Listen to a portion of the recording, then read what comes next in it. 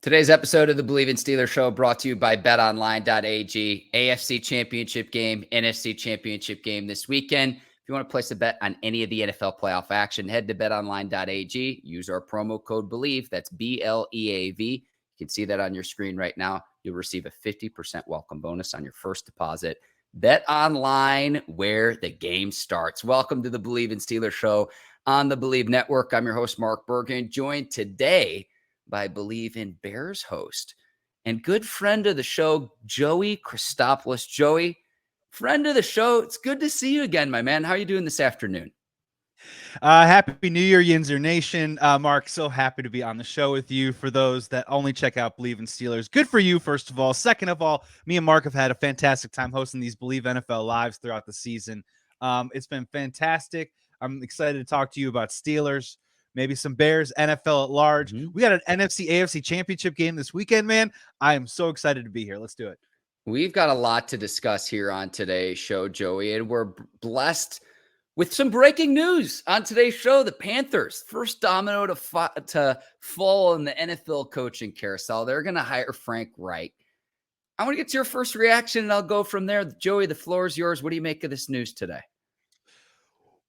Like a lot of NFL teams, it's the inverse, right? Let's go get the hot college name. Wait, the hot college name didn't work, so let's go maybe get a guy with a little bit of some experience.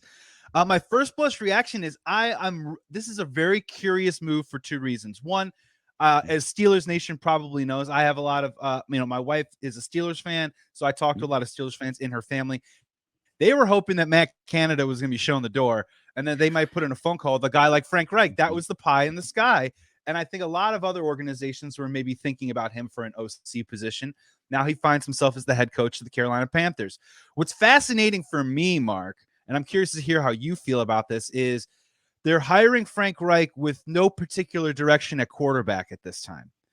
So sometimes it goes one of two ways. The first way is that the coach goes, hey, I want to bring in my guy. I want to coach my guy. Sometimes it's a tandem.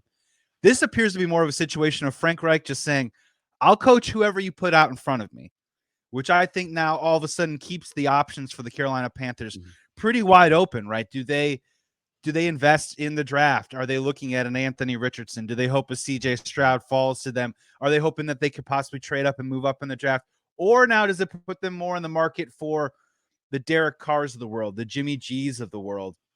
And it is really interesting, Mark, that they, for the Chicago Bears perspective, which we'll get to later, beyond the guys being drafted in the NFL draft coming up, I can name 8 or 10 quarterbacks that might be on the market this year that the Carolina Panthers and other teams will be able to choose from.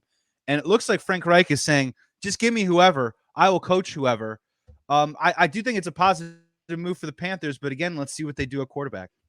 I'm with you here. I hear all about David Tepper, though. And speaking of Pittsburgh connections, used to be a minority owner at the Steelers, Joey. And so I hear all about David Tepper and his approach and firing Matt Rule and Wilkes as the interim and is it going to work out and all of this. And my question is what does this mean for Scott Fitterer, the GM? How does he fit into all of this equation? Because you want to bring in a new quarterback, you have a new head coach. Okay, does that mean you keep Sam Darnold as like a bridge quarterback or PJ Walker until whichever rookie that you want to draft is ready? To me, it's even beyond just the quarterback position, but I wouldn't expect the Panthers to get someone middle of the road because they just did that with Baker Mayfield. They just did that with Sam Darnold. And ultimately, it's like, who can be the guy in the post-Cam Newton era? Look, I'm with you. And the other thing to think about is what's the situation that Frank Reich is coming from? He's coming from a situation where they did retread at quarterback. And I think the interesting thing is that he got a second job so quickly, which I think says across the NFL is that they think that he's a quality, talented head coach. It had maybe a little bit more to do with the decisions at quarterback with the Indianapolis Colts. And maybe he just ran out of time more than anything else. So again, Frank Reich is entering into somewhat of a similar situation, right, Mark? I mean, a team that's got some interesting pieces on both sides of the ball. Brian Burns, DeForest Buckner. I know different players, but same position, same kind of talent, same type of running game. I think, the wide receiver position probably has a couple of questions to it. I'll put that in the Colts category too as well. But what do they do at quarterback? And, my question for you is then, do you think that they're probably leaning towards a bigger swing than maybe, say, the Derek Carr, the retread, the thing that Frank Reich has seen the last 3 or 4 years of his coaching career? You would hope so, Joey, but is that guy going to be there at number 9? Is this a team that could potentially trade up in the draft? The Panthers with the 9th pick, is that blue chip quarterback that you seek there with the 9th overall pick? And we'll see with these drafts, because the 4 guys I've seen, the kid from Kentucky, Stroud, Young, and then Anthony Richardson out of Florida are the 4 top I've seen, at least on the board so far. I want to get into the offseason, though, before I get into my quarterback evaluation rankings. But like I said, the first domino falling, Joey. So this leads to, there's 4 remaining vacancies left right now, Joey, in the Broncos, Cardinals, Colts, and Texans. If you're that dream coach and you have your pick of the 4, which is the most appealing head coaching vacancy in your opinion? It just depends on what I value, Mark. Do I value time or do I value money? That is the question here. If I value time, Mark, I'm probably looking at something along the lines of probably the Houston Texans, or perhaps even maybe the Indianapolis Colts, because they have that high draft pick. You put yourself in a position to possibly draft a quarterback, and then that starts a whole clock where at least buys you 3 years. Right, in this NFL where we turn coaches over like crazy, with a new quarterback probably buys you 3. If I want to get paid, though, I'm looking at the Denver Broncos, because this isn't so much about, is this a buyer's or a seller's market for the Denver Broncos? This is more of, hey, if you want me to come and fix this mess that you have created with the Denver Broncos, if you want me to fix Russell Wilson, I got the keys here. I've got the formula. I'll put it up on the whiteboard for you. It's going to cost you some money. And that's probably the position that I'm looking at. If you are a Denver Broncos head coach, it does put you in that situation, though, where you could get paid, but you could get fired in a couple of years because they're stuck with Russell Wilson. And if it doesn't work right away after that first year, and they're not going to do another one and done, right? It just won't happen. But again, that probably puts you on a 2-year clock. So it's really kind of interesting between the Texans, the Cardinals, and the Colts, where you have that time. Right, you're waiting on Kyler Murray. You got a high draft pick, but with the Broncos, you can get that money because you can convince someone that you can fix what appears to be already broken in Denver. Let me take away the colors of the jerseys, the franchise, and the history, the past history of the franchise, and everything. Because I look at the Texans on the outset, and it's like, whoa, man, 4 coaches in a 3-year span. The end of the Bill O'Brien era, Romeo Crennel, David Culley, and then Lovie Smith this past season. Take that away, and we'll talk about Lovie in a second. Hang on. But you've got the 2nd and the 12th pick if you're the Texans. To me, it's like you want to talk about being able to rebuild relatively quickly. Strike gold on both of those picks, and it's not going to be doom and gloom for the Texans much longer, conceivably. Now, if we're talking about tradition in terms of franchise success, to me, it is the Broncos. And I know that you're locked in with that Russell Wilson contract. You'd hope to be able to rekindle some sort of magic that he had to get that monstrosity of a contract.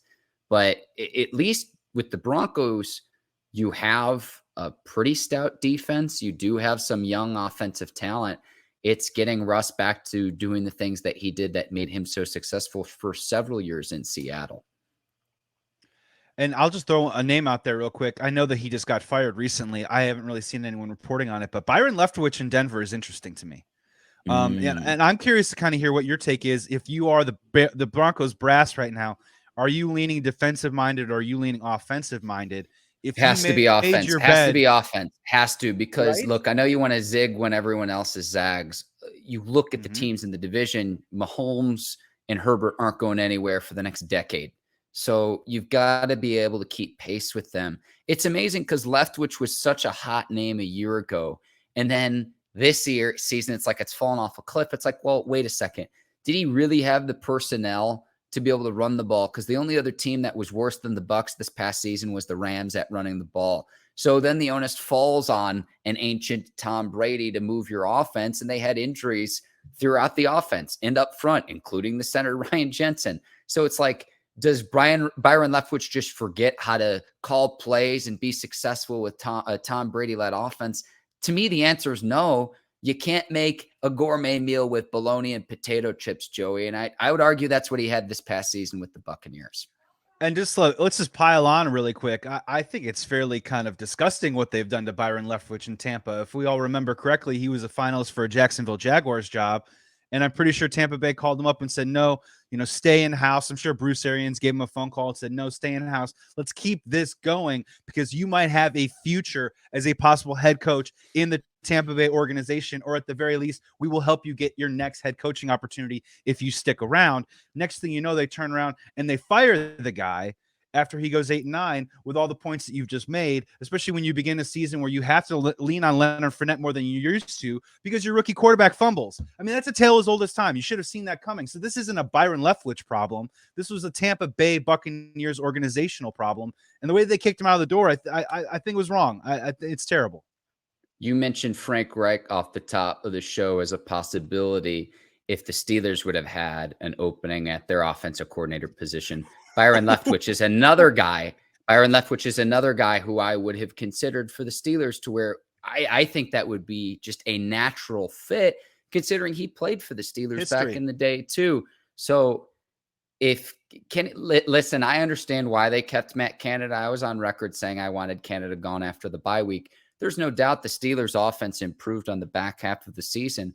But if that's not your base going into the 2023 season, there's going to be issues. And especially when there were candidates out there, Frank Reichs of the world, the Byron Leftwiches of the world, that, in my opinion, could upgrade your offense. I understand you're starting a new system, new scheme, new terminology, new playbook with Kenny Pickett. But Byron Leftwich is a guy that's out there right now that he might be better off out on the free market, Joey, than he would be being stuck in the Tampa Bay organization, because I don't think the Buccaneers know what Tom Brady's going to do. Greg Olsen certainly doesn't. So it's like, I know we're going in a lot of different directions here, but that's a hot name that's out there, Joey. And if I can follow up real quick for those that maybe missed the last Bleav in Steelers episode, is continuity the reason why we're keeping Matt Canada, in your opinion? Is that why? Is that the answer? Is that the company line? Here's where I would go, Joey. Yes, because think about young quarterbacks in this league that have struggled. I mean, I could name whether it's Baker Mayfield or Mitch Trubisky. I could go on and on. It shouldn't be, okay, this young quarterback just stinks. A lot of times it's the coaching. And it's the coaching when, okay, rip the Band-Aid off to treat the flesh wound, and then you're doing that again the next offseason, again the next offseason, and again the next offseason. I'm not saying Mitch Trubisky or Baker Mayfield were destined to be Hall of Fame quarterbacks, but that's the reality of the situation of when they got into the league. You're stunting the development of a young rookie quarterback. At least if you have that continuity, the idea is to build on that in 2023. So again, that has to be the base for the Steelers from the outset, from the get-go, week one of the 2023 season. Yeah, my only thing with Matt Canada is, and I know a lot of Steelers fans that wish that they had kicked his ass out the door. But now he's coming back, and there actually might be something to that continuity narrative that might be positive for Kenny Pickett moving forward. The only thing about it is, and I think it's a fair criticism sometimes of the Steelers, they don't want to rock the boat too much. And I think Matt Canada philosophically fits how Mike Tomlin wants to play his football games these days. And the only thing that I'll say about that is that, I was just curious if a guy like Byron Leftwich or someone else would be willing to push the envelope with Kenny Pickett in year two and, read between the lines of what I'm saying. Air yards, right? I mean, a couple more shots down the field, maybe work the middle of the field a little bit more. I mean, how many more George Pickens amazing catches by the sideline where you have to review it 75 times before you can decide whether it's an amazing catch or not? I mean, let's get him on different spots in the field a little bit and try and open it up in year two. I'm hoping that happens with Matt Canada, but it does fit a little bit with the company line of, hey, we're going to win 16-13 and we're going to see how it goes. That's not necessarily Kenny Pickett's fault yet. And I'm wondering if Matt Canada can continue to push that envelope next year. Let me piggyback off this really quickly, and we will move on, Joey. But let me piggyback off this really quickly, too, is if the Steelers were to have fired Matt Canada and bring in a hot coordinator like a Byron Leftwich, what's to say if the Steelers had success that Leftwich doesn't leave to take a head coaching job elsewhere after just one season? Because Mike Tomlin is a defensive coach. So that's another thing to keep in mind is, would another team then poach your young, hot offensive coordinator that's able to fix things and get things right with your offense, because it is an offensive league, to where he's then wanted as a head honcho a year later and you're restarting this process all over again. So that's at least the logic and the thought process, I think, there. No, and final point, it's a great point, because anyone who hires Byron Leftwich as an offensive coordinator has to live in that reality that the expiration date with him in the organization could be limited, because if he has success, he moves on. But again, good problem to have. Good problem to have. Yeah. Hire a great quarterbacks coach and then hire from within, and then you move on. But All right, no, it's Joey, definitely, it's a good point. let's go to the flip side, Joey. Least appealing head coaching vacancy among the four right now. I'll start here. I would either say the Colts or the Cardinals, and I'd probably argue the Cardinals right now, just given the uncertainty with the Kyler Murray contract coming back from a season-ending injury as well. Who knows when he'll be back? JJ Watt's retiring, and it's not to say he was what he was with the Texans, but that locker room presence he brings. DeAndre Hopkins is probably gone. So I don't know what kind of canvas you're working with, because you're locked into that Kyler Murray deal, and I don't know when he's coming back. So at least in the immediate future, I'd probably say the Cardinals among the four remaining right now. Yeah, I know I name dropped the Texans as a job that I would want to take, but I hear so many awful things about the people that run the Texans from so many different sources, that they're so poorly run, and it honestly, it spills out onto the field. They've been an awful franchise in the win and loss column on the field, and they've also been an awful franchise off the field for several years. Highly not appealing. But I'm gonna also agree with you with the Cardinals, because what's so interesting about it is Kyler Murray will not start week 1 of next year. And there's a great chance that Kyler Murray might not be on the field until week 10, week 11, week 12. And, it is an apples to oranges, right? But let's just take an easy example, and let's look at what the Browns did last year. And the Browns brought in Jacoby Brissett. And I'm not saying that they were a successful team, but it looks like they had kind of gotten locked in on Jacoby Brissett, in his mediocrity or his success or his non-success. And you had to then switch back over to the guy that everyone knew was going to be the quarterback in the end, Deshaun Watson. And honestly, it went pretty terrible. And if we look at the past history with Kyler Murray, he doesn't seem to be apparently, someone who's mentally tough. I'm just going to go ahead and I'm going to say that right now. So whoever comes in to coach that Cardinals team, you have to figure out the quarterback position for the first 10 weeks of the season. You have to try and win games with him, convince the locker room and the media that you are behind this guy 110%. But, oh, by the way, no, Kyler's still our guy. But we believe in X. And you have to play this dance for the next 10, 11 weeks of the season in your very first year. And then you have to make sure that Kyler Murray and you are tied at the hip, and he's your best buddy after all of that. It's just clunky, right? It's a tough transition, and you almost kind of think, I knew that they were heading towards the end of Kingsbury, but you would almost think that they would keep him as a lame duck just to get through the Kyler injury and then wipe the slate clean and move on. They can't do that. They have to bring in someone new. It's just a bad situation. It's awkward from the get-go. You have to appease both masters at the same time. Keep Kyler Murray happy while also convince your football team that the quarterback that you have is going to win you football games. That's not appealing to me at all. Speaking to another great offensive mind that's out there who might be better suited as an offensive coordinator, Cliff Kingsbury. I know you're in Thailand listening to Joey and I right now. Couple things. Number one, we'd have loved to have you in Pittsburgh as the offensive coordinator of the Steelers. Number two, if you need someone to house sit your estate, your beautiful, lush, use whatever adjective you want to use. I want to smell like Cliff Kingsbury. I want to have his cologne. If you need someone to house it for you, Cliff, I'm your guy. I'm happy to do it. And I'm happy to look over your estate while you're off in Thailand exploring and enjoying some much deserved time off.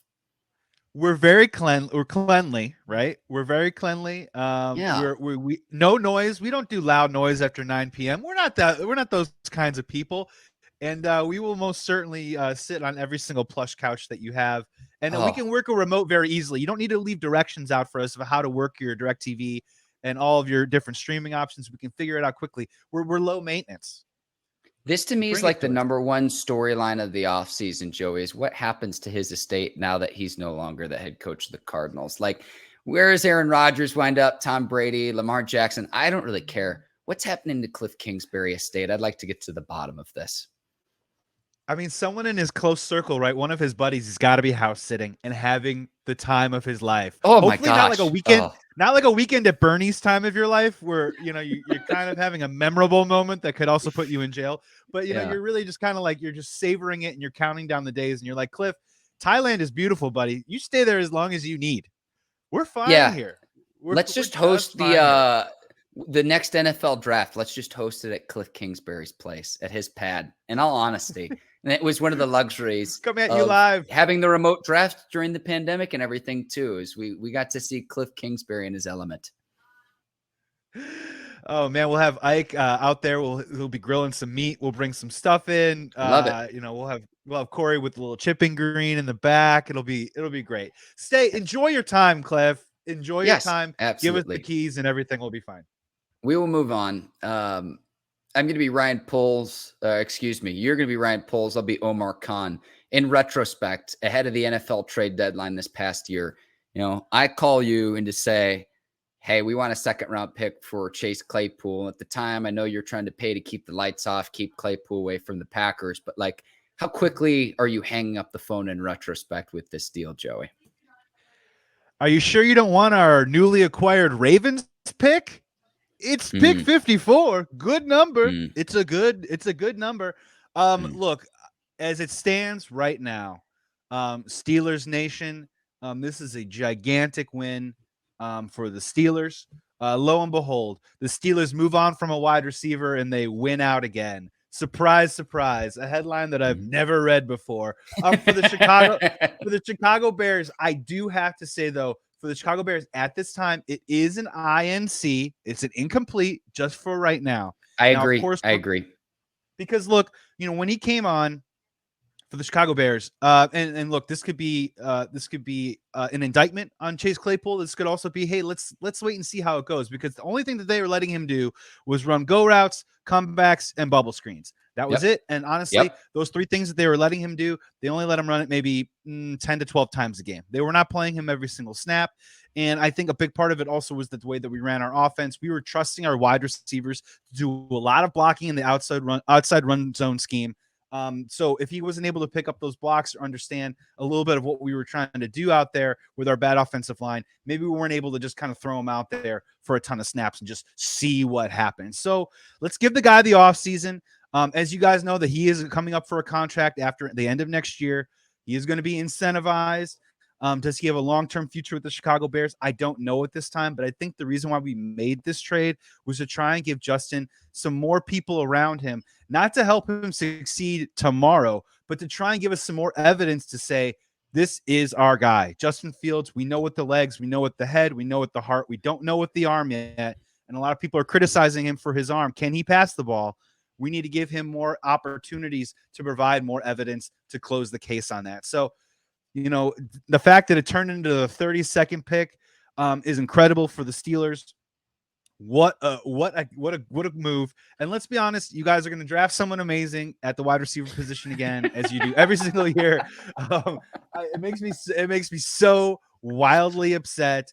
For those people that don't know, George Pickens, outside of the main names, right? I just knew that the Bears were picking at 39 last year. George Pickens was my favorite wide receiver out of the bunch, over Watson, over a bunch of people. Obviously not over Olave and Wilson. Let's be real. Sure. And lo and behold, where does he end up? He goes to wide receiver university with the Pittsburgh Steelers. So good for Pittsburgh right now. But I'm curious to hear on you. I mean, it's a wait and see with the Chicago Bears, right? I'm not giving up on him. Yeah. I'm with you there, and that's short-sighted, especially mid-season, to pick up new concepts and everything, and you don't have the rapport that you would with the quarterback as you'll have during training camp, preseason. Just to develop that continuity does take time, and we saw it with Kenny Pickett in his receivers because he gets inserted week 4, and it's not smooth sailing from when he took over right away, and that's because, okay, in the offseason and training camp and the preseason, he's not getting those first team reps with the first team. That takes time to build. So right now it's looking great, especially considering how everything shaped out. But Claypool, he has all the tools, the size, the speed, everything you'd want in a receiver. For him, it's between the ears. If he can put it together, I think he has all the ability in the world, but it's the consistency for him that's going to be the big thing. And we'll see, because in a contract season, money talks. So if he wants to prove his worth, and going into last season, he made headlines saying he's a top 3 receiver in the league. I don't think he's anywhere near that, but he does have that big playability. We saw it as a rookie. As a rookie, he scores 11 touchdowns, which was a Steelers franchise rookie record. Think of all the great players the Steelers have had, all the great receivers they've had. He tied a franchise rookie record with 11 touchdowns a few years back. You got to get him in the paint again and find creative ways to get him the ball. We'll see if the Bears can do that this upcoming season. Thrilled to have the 32nd pick, though, Joey. That was it's icing on the cake. It's almost like having another first-round pick if you're the Steelers. Well, it kind of is, Mark. It is, it's right? Great. Because the it's Dolphins great. aren't getting their pick. Look, I'm with you, and don't forget too as well. End arounds, those little shovel passes in between the tackles in the red zone. Those are other areas where Chase Claypool can definitely help a team like the Chicago Bears. And you need more big guys in a red zone, which I think the Bears eventually did improve in the red zone with Justin Fields by the end of the season. But again, something that they need to continue to work on moving forward. My final thought on this, and I just want to get your perspective on it, is you talked about in between the ears, and just what do you, if you could just kind of hypothesize a little bit, what happened with Claypool and the Steelers? Was it an immaturity issue? I mean, we all know a little bit of, he decided to, when he went into the media and asked them to play music during practice, and then Tomlin had to go out and publicly kind of just say, I'm the one. What did he say? I'm the one that delineates the structure, or like, it's such an amazing line. But it's just something that you don't do, right? You don't do. And it almost felt like from that moment on, Chase Claypool's days were numbered in a Steelers uniform. I can't say that those are completely correlated, but we all know that he's no longer on the team. So attitude wise, do you think overblown, properly blown with Chase Claypool right now? And what kind of growing up does he still need to do? I'll say properly, because I did see some maturity, but the turning point, Joey, was that Minnesota game a year ago where Steelers are trying to rally a furious comeback win, and he decides to do the celebration, marking the first down. That's like, wait a second, the clock is not your friend here, and hurry up, snap, and get the ball to the line of scrimmage so you can snap the ball to either spike it and conserve as much clock as possible. So it's one thing to do that.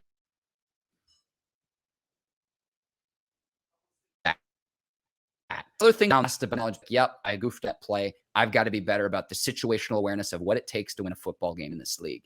But he doubles down, and I forget his exact answer, but was saying how, that this isn't a problem. And when it affects your wins and losses in this league affects people's ability to be employed in the NFL.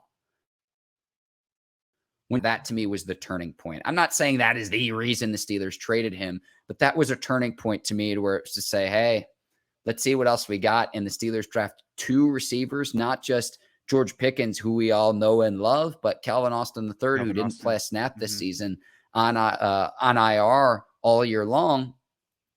He didn't play at all as a rookie. So Steelers don't have a problem drafting and developing young receivers. And they decided to go with Deontay Johnson to give the big contract extension to on the eve of this past season. So with Claypool's days numbered, it's like you can't keep everybody, and you go from there. Well, and it says a lot too, right? They decided to extend Deontay, and they didn't even, they did not get to that place with Chase Claypool. And yeah, and to your point too, as well, when you're on a Steelers team where the last 2 seasons, your playoff, whether you're in the playoffs or not, comes down to the final game, and everything's close like that. Yeah, you need to be on your P's and Q's and execute. And unfortunately, Chase Claypool had some moments that just did not look great in the moment. You know what I mean? And now hopefully he gets 1,000 yards and 10 touchdowns for the Bears. Hey, he's in the Moving NFC, on. so I don't mind. Yes. Yeah, seriously. Joey, I want to turn the floor over to you. I'll tell you what I think that the Bears should do, but we're going to give you the keys to the Cadillac. What's the smart way to have this conversation? What do the Bears do with the number 1 pick? Yes. The topic that shall be rattling in my brain for the next several months, at the very least. Look, so let me just kind of bring everyone up to speed of where Bears Twitter is right now. Bears Twitter, man. and here we go. Well, but here's what's so funny. No, this is where it is. This is where it is, Mark. Is that now a lot of mock drafts are starting to come out, right? And a lot of mock drafts are starting to come out, which means that the first mock draft, a lot of these guys have decided that we're not going to do trades. We're just going to try and rank players appropriately. So, like a bunch of marionettes, we've kind of, the Bears Twitter has moved off of any sort of sense of trade right now. We're just talking about what it would be like if we actually took the number one pick and kept it and did not trade it. Of course, when the narrative moves back over to trades, Bears Twitter will go nuts again, and we've seen some really crazy stuff. If you're into conspiracy theories, lizard people, and crazy Bears trades, they're all in one place. They're all in one place right now.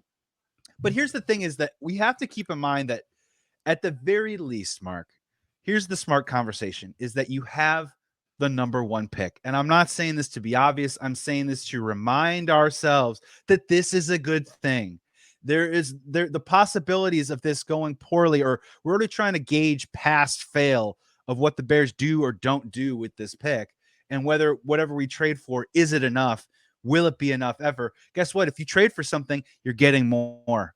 That's a good thing. And if you stay at the number one pick and you draft, that means that you're drafting the presumptive number one prospect out of the entire pool of NFL players that are going to be eligible for the NFL draft this year. It's a very, very prestigious and very exclusive place that the Chicago Bears are in right now, and we should not take that for granted. I'm kind of curious to hear what you think about it a little bit, because what I'm starting to hear, and I've just started kind of do a little bit of my research. I do not watch college football. I basically go from, here's my process. I watch YouTube clips to watching the actual long stretch of the games, and then I actually start reading draft profiles. I don't really pay a lot of attention to the combine unless it's something that's so glaring on the plus or on the minus side. Like he runs a 4.9 40 or he runs a 4.2 40. One of the two. That's probably it. Anything in the middle is whatever to me. But I'm kind of starting to realize that, is this draft deep? Is this draft top heavy? And if it is top heavy, how top heavy is it? And what's the drop off here? And what are the Bears looking at? Because I think that's going to be really, really, really important. You can say to yourself all day long, we're going to trade with Team X for 3 first-round picks and all this other kinds of stuff. But you do have to try and get some sort of value this year. And if this is a draft where it's going to be hit or miss, you really have to make sure that you're in a position to get a guy that's going to hit this year. I'm on the camp that I do hope that they do trade the pick if at all possible. We need as much help as we possibly can. And keep in mind that future first-round picks next year usually is probably going to come from a team that isn't very good this coming year, because they're probably taking a quarterback on his rookie deal. So, the possibilities are endless. What is also most important is that this is just crucial for Ryan Poles, Mark. I mean, this can really kind of make or break his tenure with the Chicago Bears before it even really gets started. But I'm glad we're going to find out now than opposed to 2 or 3 years down the road like we did with the Ryan Pace. All right. So here's what I'm doing if I'm the Chicago Bears. I'm with you. I'm trading the pick. And to me, you finally have a guy in Justin Fields. I know the clock's ticking. You got 3 years left on his rookie deal. But you've got an absolute stud out of Georgia who can fortify the middle of your defense for the next decade plus. It's can't miss. It pops off the tape. And this dude is violent at the line of scrimmage in Jalen Carter. You trade down to the point to where you can still get him. You get back picks of what you can. And you move forward with more picks in more areas, and because the Bears have several positions of need. But you start at the line of scrimmage, and it's like Field can at least be good enough. I know the Bears in the quarterback situation, they've been trying to figure this out since Luckman. Play the elements. I understand it's a quarterback league, but do what made you successful as a franchise when you have had success. It's a stout defense. It's running the ball and quote-unquote bear weather. Lord only knows how much longer they'll be in Soldier Field. But that's what I'm doing is I'm trading down. I'm getting Jalen Carter, and I'm laughing when we at least have a dude at the line of scrimmage that can be a boss for you for the foreseeable future. That's what I'm doing if I'm the Bears. I think that's the ideal scenario. But the problem with that is that you can't trade probably past 4 the Indianapolis Colts, which means that you're trying to make a deal with 2 suitors right now, the Houston Texans or the Indianapolis Colts, which is totally fine. What that does, though, is it will create this unrealistic expectation of us grading what is and what isn't enough in the trade return with the Indianapolis Colts. Unfortunately, I don't think Ryan Poles can probably win in this one. You know what I'm saying? Unless he probably does some sort of, crazy Godfather deal, which I'm not exactly sure what that even looks like right now. And I'm sure Twitter can probably answer it for me right now. But there is a situation where Ryan Poles probably will be criticized one way or another. If he stays at the number 1 pick, he will be criticized for not trading out. And if he trades the pick somehow to number 4, people are going to look at that compensation and they're going to pick it apart to see if we got enough. In my personal opinion, if we trade back to 4 and we get Jalen Carter and we get something else, XYZ, let's not play with numbers right now. Let's not play with value, something else. That feels like the biggest win to me right now, because you have something for the future. You have something for right now with Jalen Carter, and you can walk into next year and feel pretty good about yourself. The thing that I keep trying to remind Bears fans is that just because you get that, what's so important about getting that draft capital, Mark, and you'll agree with this, is that it isn't so much about who you're going to draft. It's that those pieces can also be traded for cost certainty with talented players in the NFL. And we've seen it across the league right now that look at this wide receiver class coming up in free agency right now. No one's going to blow your hair back. It's Juju Smith-Schuster. Sorry, Steelers fans, but he's not a top-notch wide receiver. Jacoby Myers, a couple of other players, DJ Chark, right? You're not finding that number 1 receiver in the offseason from free agency. You're going to have to probably find it via trade. And what does that take? First-round picks, second-round picks, stuff the Bears that want to keep, don't have. We need to get more of those. So it just continues to build for a future that hopefully the Chicago Bears can create. And it all begins with what they do with this number 1 pick. Yep. And here's why I'm building with the line too. Some people, what about the weapons for Justin Fields? Jacob Infante tweeted this. The Bears have created pressure on just 24% of pass rushing snaps this year, lowest in the league. On the flip side, Justin Fields pressured an NFL worst 44.3% of his dropbacks.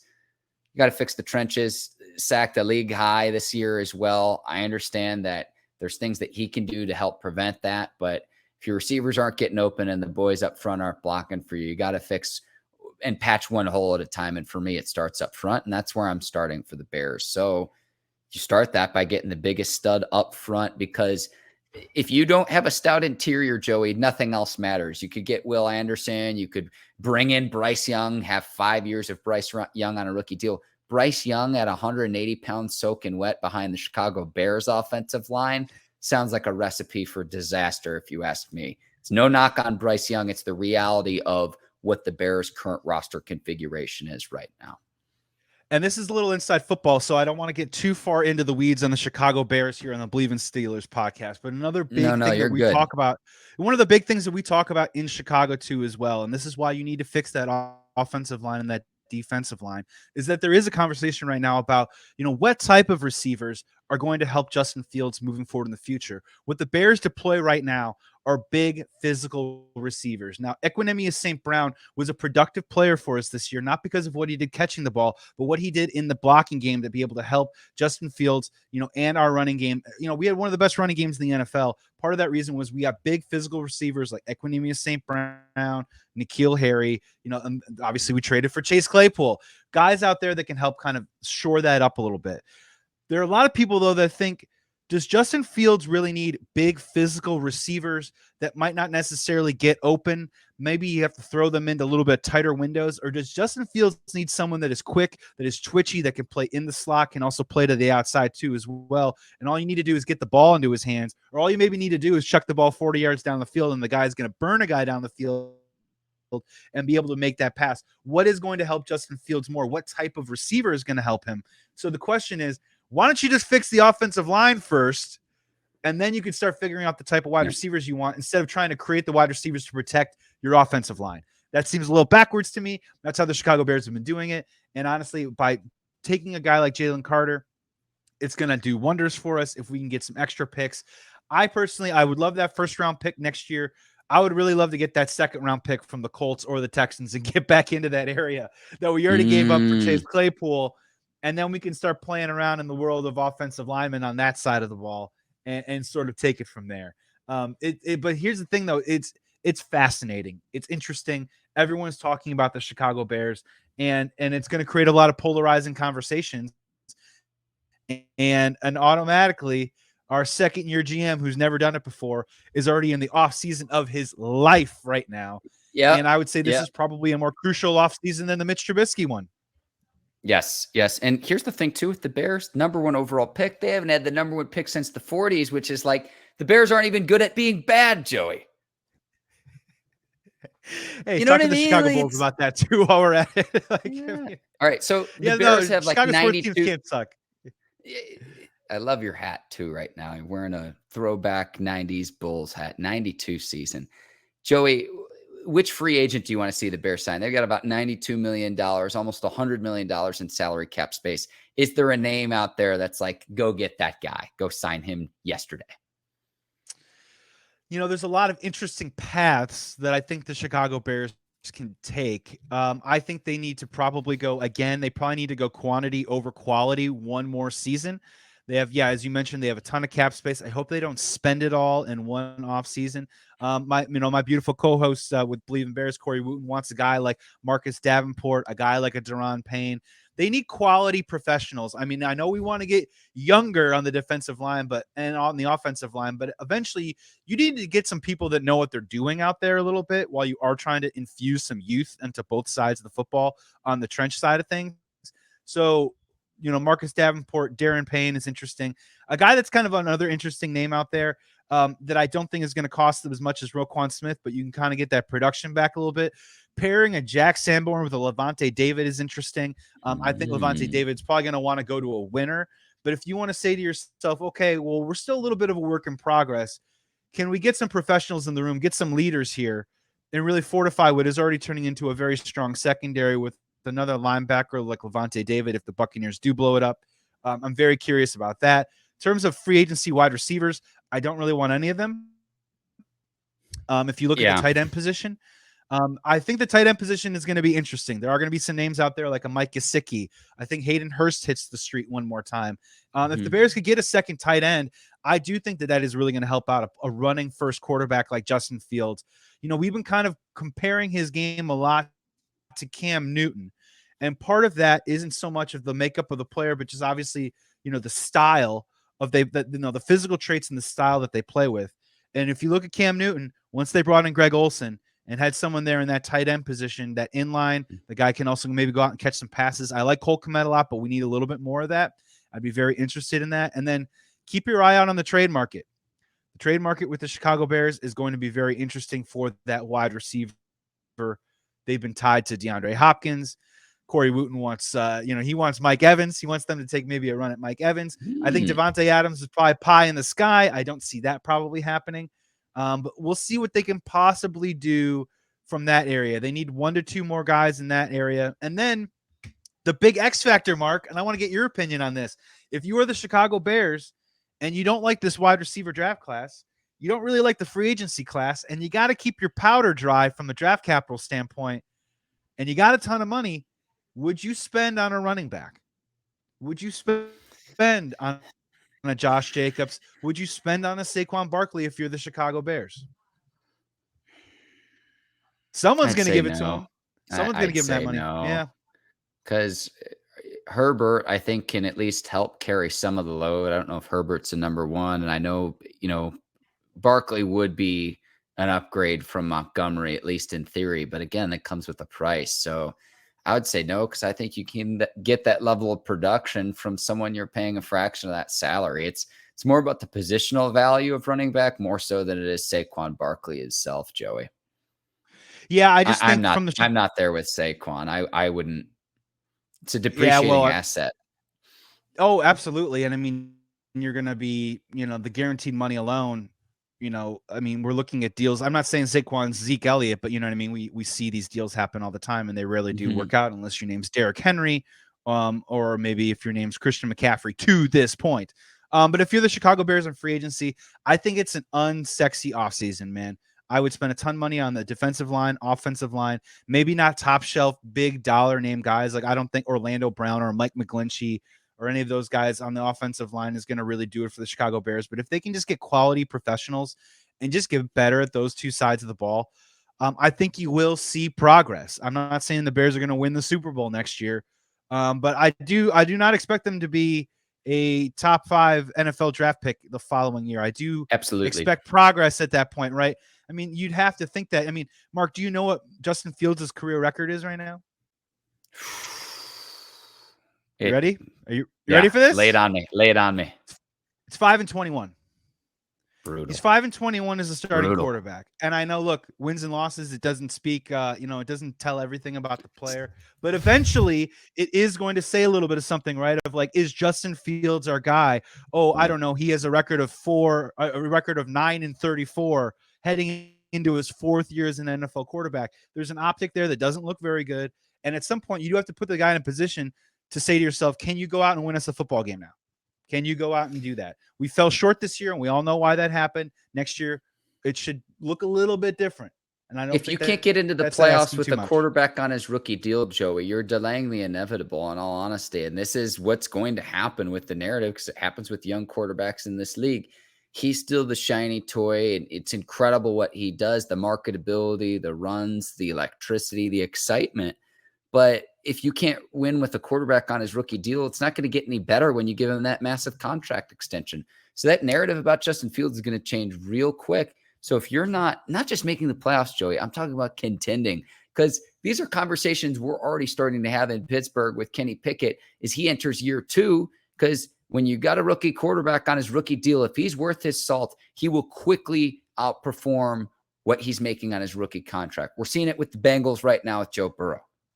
So if that doesn't change quickly with Justin Fields, this conversation, listen, if the Bears are still in the same spot a year from now where they're at right now, this conversation is going to be a very, very different conversation about Justin Fields than the one we're having right now. Yeah, philosophically, Mark, where are you on that, right? Rookie year, you kind of write off, right? You write it off, or it's a wash, and you just kind of look, you assess, you observe, and you try and look for positives, and you look at the negatives. By year 2, right, you should know not whether he's going to be a franchise guy, but whether you want to stick with him and think that you can win with him. And I think we've decided, I think Justin Fields showed that, I think a little bit this year, that there is a world where you can win with Justin Fields. But Mark, by year 3 though, right? I mean, if by year 3, you kind of are who you are as a quarterback. Am I wrong with that assumption? Yes, Daniel but Jones, at the same time too, it's like, what have the Bears put around Justin Fields that would enable him to succeed? And I would listen. This is just the reality. However you feel about it, and I'm not going to single out anything. Justin Fields has the top 5 worst skill position players and a top 5 worst offensive line in the league. Top in 2. the league. Yes. I'm being polite here. I'm being polite. So what have you done to put him in a position to succeed? So then you make excuses, and then it's, we give him the big deal, and you're still in the same problem. And it's just like rinse and repeat yet again with the Chicago Bears, Joey. We need to go rapid fire because we need to wrap here soon. So we're going to go rapid fire here. Mitch Trubisky under contract 1 more year with the Steelers. What does his future hold beyond the 2023 season in your eyes, Joey? So wait, excuse me, he is coming back with the Pittsburgh Steelers? He's got 1 more year on his deal with the Steelers. Wow, what does his future hold? Well, unfortunately, this season went really poorly for Mitch, right? I mean, we all tried to talk ourselves into it. I even tried to talk myself into, him probably playing well in September and maybe buying himself a little time, giving himself a little tape for his future. That tape is bad, Mark. That tape is very bad right now. So, okay, after this next year, I mean, look, the guy's going to be a career backup. He's going to be a Chase Daniel. There's nothing wrong with that. The dude can make a ton of money in the NFL still doing that. But again, I mean, I think it's going to be very difficult for him moving forward. And I think he's going to have a wonderful career playing behind probably some elite quarterback play for many years to come and never see the field. All right. I'm with you there, honestly. Well said. And we will continue on. Which team signs Mason Rudolph this offseason? There's no way he's back in Pittsburgh as the 3rd stringer. If you say to Bishop Sycamore, I have to get that out there, you would have beaten me to the punch. But in all seriousness, where do you think Mason Rudolph winds up? I mean, my goodness. I mean, he's going to have to go in and compete for a job, right? I mean, I don't think anyone's going to give him the keys to a backup castle. Let's look at some of these teams. Right? The Indianapolis Colts, they love tall guys. Am I right? They love guys that are tall. Oh man. Look, it has to be a situation where you have a quarterback that you're probably confident that he's going to play at least 70% or 80% of the season. And if he doesn't play, your season is probably screwed one way or the other. So, yeah, no, I would look at probably teams Cardinals? along those.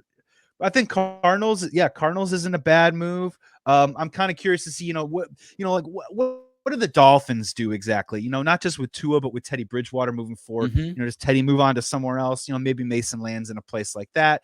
The Houston Texans are going to be bringing in everybody and anybody. So I think what might possibly happen is Mason starts with the team, gets some reps, gets some run in the preseason. Maybe he makes an opening day roster, maybe not. Maybe he lands somewhere else. And I could see him kind of as a vagabond for a year for a team that is, that's QB needy. I mean, let's look at the Jets for a second. You know what I mean? Is he Joe Flacco's replacement as a possible backup Ooh. there? Something along those lines. Who's the backup in Detroit right now? They like it. They got another tall guy there. He's got to go somewhere where they need tall guys, Mark. I think that's probably the best fit for him. I hate even manifesting this, but I do not look forward to the day of the Mason Rudolph revenge game against the Steelers. It will happen at some point during his career, and I do not look forward to that day, Joey. Oh my God. He'll be on the Ravens. It'll be 9-6. No, Fourth no. quarter, 6 minutes to go in the game. Oh, man. Okay, let's end here, and Yeah. this will be the final topic of the show. We're in the AFC Championship, NFC Championship games, Super Bowl favorites. Lay it on me. Who do you got playing in the big game, and who you got winning it all? Man, so I'm allowed to change my mind. I walked into the postseason and I had a Chiefs 49ers before any playoff game was played as my Super Bowl Mhm. picks at this time. Heading into this weekend, though, I am flipping that. I am going Bengals, Eagles. Here is Oh, why. First of all, with the Bengals last year, gritty effort, right? But if you watch that Bengals team, they got pretty damn lucky in multiple different areas, in multiple different spots, through multiple different playoff games to land themselves in that spot. Not saying that they're undeserving, but they had a little bit of that juju, a little bit of that mojo that I think you kind of need as a team to kind of get you there. I think the 49ers have that mojo, that little extra juju right now with Brock Purdy. From the Bengals side, I just think Joe Burrow is playing so well right now. And look, I think Patrick Mahomes, high ankle sprain, I think it's significant, right? Even if he is just 15-20% off of his game a little bit. You saw what happened, in the game last week. He got off to a great start. He was the first couple drives Patrick Mahomes had was a highlight reel that anybody, Mason Rudolph, would pay all of his life savings for just on those two drives for a highlight reel. I mean, every single angle, Patrick Mahomes was fantastic.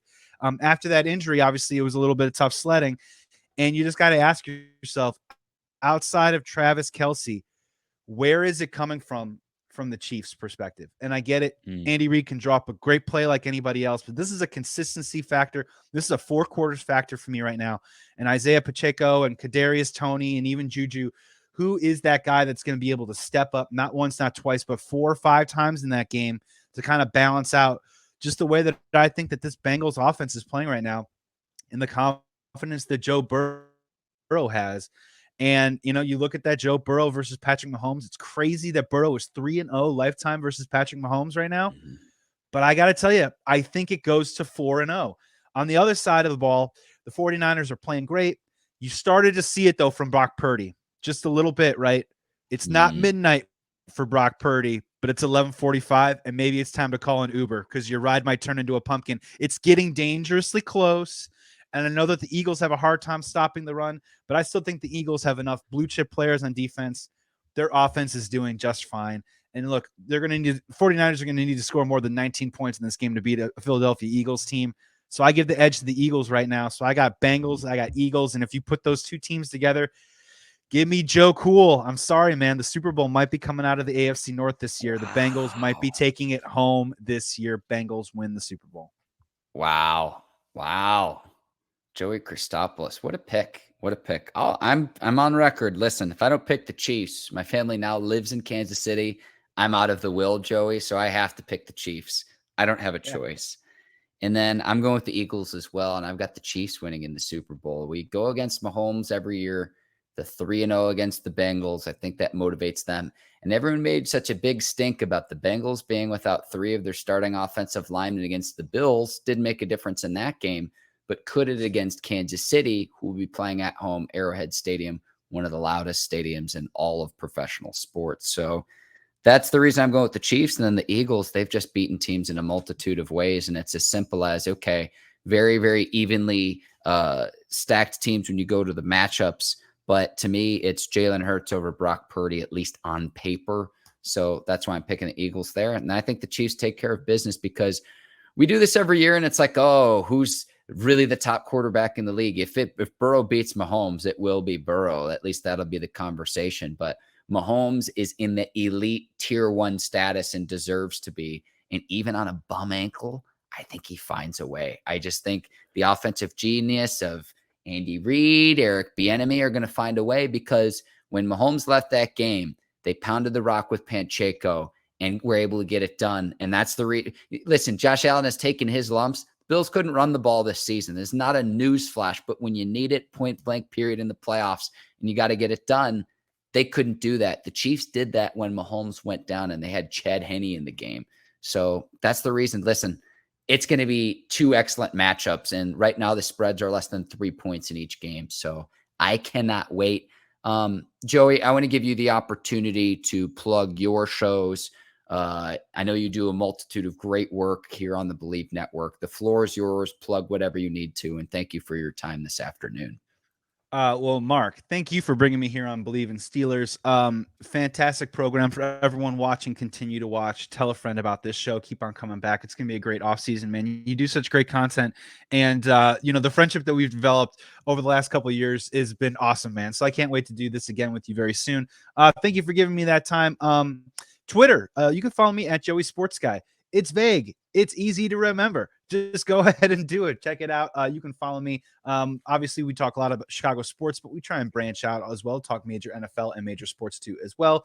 I host 2 shows for the Bleav Podcast Network. I host Bet on Chicago. We do a little bit of some gambling talk for sure, but that just a really show that celebrates all things Chicago sports, entertainment, history, the voices and all the great personalities that make up all the great scene out there. So make sure you check that out. And then I host Bleav in Bears with former Bears defensive end Corey Wooten. Corey Wooten, my man, Northwestern Wildcats, very finest, doing fantastic work right now all throughout the Chicago media scene. We do a show too as well. And look, it's going to be a wild offseason for the Chicago Bears. We have the number 1 pick. We have a ton of cap space. Everything is going to be kind of revolving strangely around what the Chicago Bears do or don't do with this offseason moving forward. So make sure you come on and check it out, because our information might help out your team too as well. You never know. And who knows, maybe we'll give away the 32nd pick in the draft to a particular team that shall remain unnamed, with a banner that's above my head right now. But yeah, that'll do it for me, Mark. And who knows, maybe we'll do some live hits coming up soon, man. But good to see you, and can't wait to have you on my show soon. Let's talk again, either just before or after the draft, Joey. Pleasure to have you as always. Thanks, man. That's Joey Christopoulos. I'm Mark Bergin. Thanks for watching the Bleav in Steelers show. I'll see you next week after the conference championship games. Enjoy the action. Take care, and so long, everybody.